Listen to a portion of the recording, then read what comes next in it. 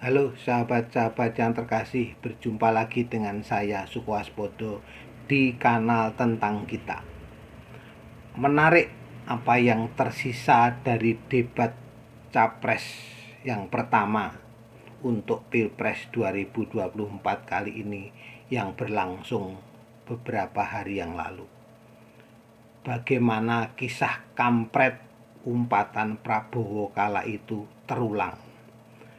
Kali ini jelas lebih terbuka, vulgar, dan menampilkan sisi spontan, namun emosional itu tidak terkendali.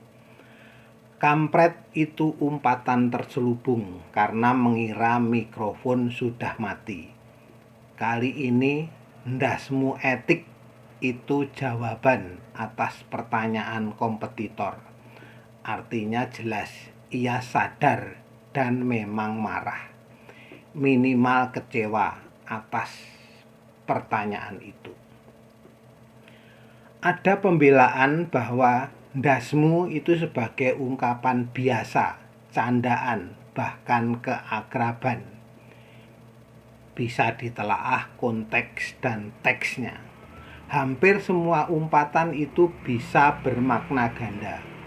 Ungkapan keakraban sekaligus juga umpatan amat kasar. Disinilah teks dan konteks itu berperan, memberikan pemaknaan. Sebagai contoh, teman ngobrol kemudian ada yang minta uang atau rokok. Dijawab, rokok, uang, ndasmu kuwi, aku dhewe ra duwe. Rokok, uang, kepalamu itu aku sendiri tidak punya. Itu kalau dalam bahasa Indonesia. Itu jelas bentuk keakraban, apalagi ditambah dengan bahasa tubuh nelangsa dan senyum kecut. Sahabat-sahabat yang terkasih, konteks Prabowo ini tidak ada nuansa itu.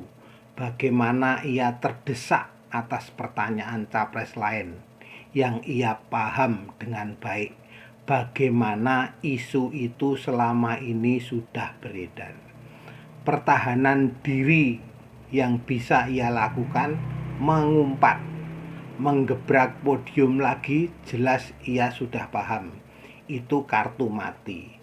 Timnya pasti sudah wanti-wanti untuk tidak melakukan itu. Joget, nah, pasti sudah tidak ingat. Blank dan paling spontan, dasariah, alamiah, mengumpat. Apa yang terlontar itu kebiasaan. Berarti selama ini memang Prabowo itu orang yang emosional.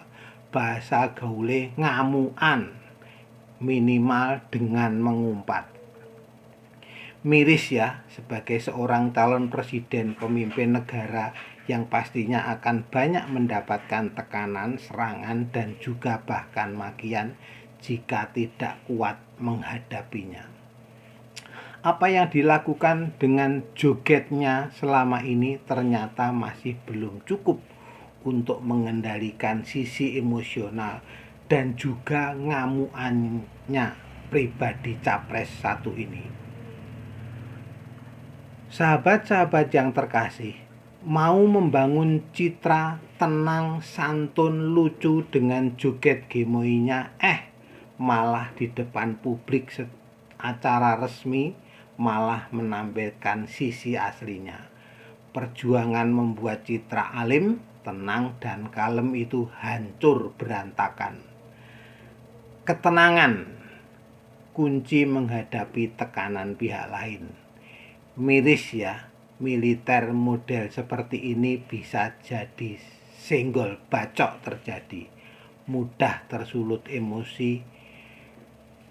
Dulu muncul pentol korek yang tersentuh nyala.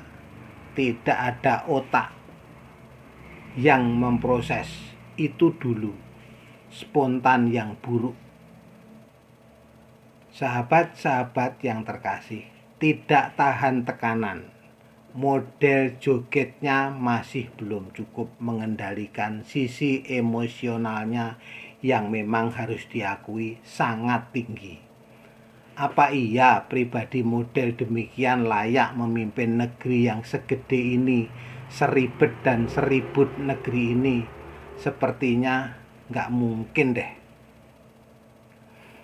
Oke, sekian dulu untuk kulikan politik kita kali ini.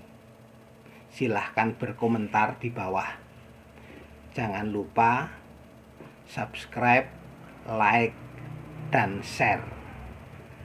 Tetap berpikir kritis dan merdeka. Salam penuh kasih.